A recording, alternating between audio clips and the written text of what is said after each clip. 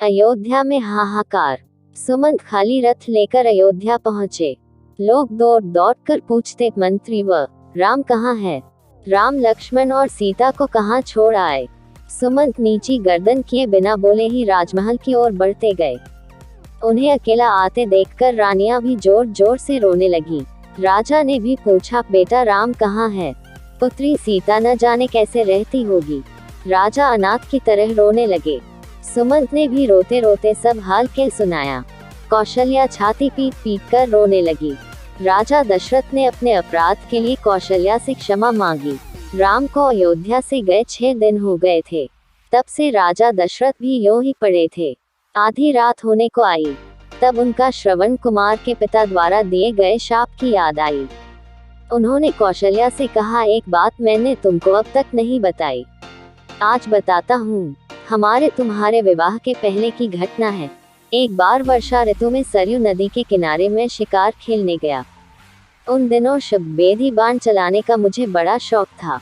अंधेरा हो चला था। एकाएक नदी में से हाथी के पानी पीने की सी आवाज आई। उसी को लक्ष्य करके मैं बाण चला दिया। तभी मनुष्य के तड़पने की आवाज आई।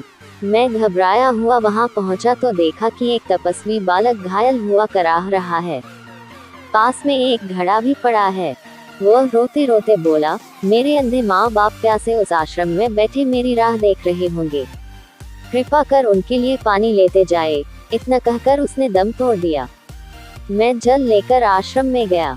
मेरी आहट पाकर उसके बूढ़े बाप बोले, बेटा श्रवण इतनी देर कहाँ लगाई? मेरी जीभ लटका रही थी। मैं डरते डरते बोला, मैं श्रवण कुमार नहीं हूँ, अयोध्या का राजा दशरथ हूँ।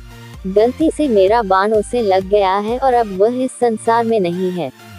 ये सुनकर वे करुण विलाप करने लगे। मेरे साथ वे नदी के तट तक आए। उन्होंने पुत्र को जलांजलि दी और मुझे शाप दिया, हे राजन, पुत्र के वियोग में जैसे आज हम मर रहे हैं, वैसे ही तड़प तड़प कर तुम भी मरोगे। और उन दोनों ने उसी समय प्राण त्याग दिए। कौशल्या, लगता है उस शाप के सच होने का समय अब आ गया है। मेरे प्राण मानो कोई खींच रहा है। हाय, मैं मरते समय प्यारे पुत्र का मुंह भी न देख सका। मैं बड़ा अभागा हूँ, अपने किए का फल भोग रहा हूँ। हा राम, कहते हुए दशरथ ने प्राण त्याग दिए। रानियां राजा के बल पौरुष का वर्णन करती हुई करुण स्वर में विलाप करने लगी। मंत्रियों ने राजा के शव को तेल से भरे कड़ाह में रखवा दिया। फिर मंत्रिपरिषद ने विचार करके भरत को बुलवाने का निश्चय किया। हवा की गति से चलने वाले घोड़ों पर दूत भेजे गए। उनसे कह दिया गया था कि कैकेय देश में पहुंचकर केवल इतना कहें कि आवश्यक कार्यवश गुरु ने भरत को तुरंत बुलवाया है।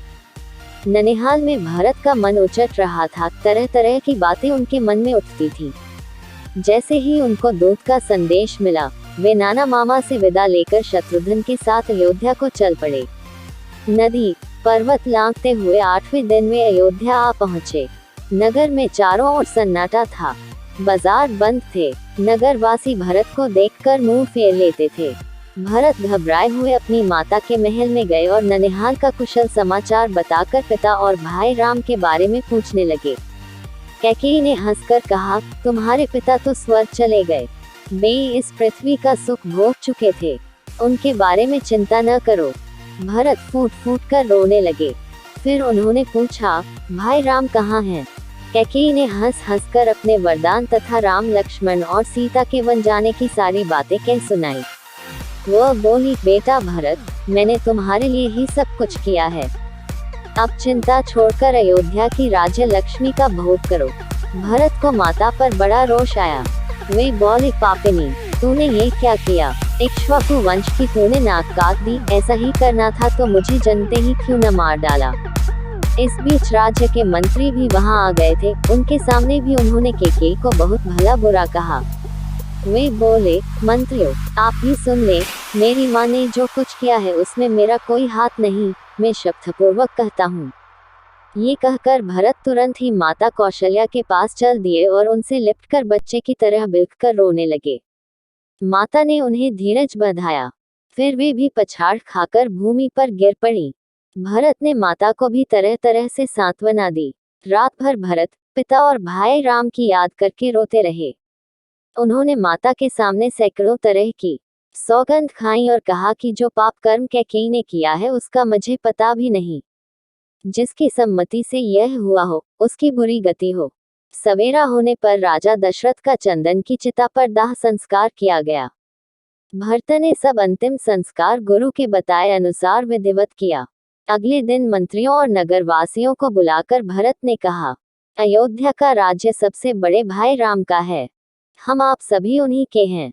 राम को लौटा लाने के लिए मैं कल ही चित्रकूट जाऊंगा।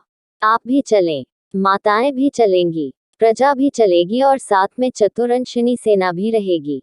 गुरु वशिष्ठ जी से भी मैं चलने के लिए प्रार्थना करूंगा।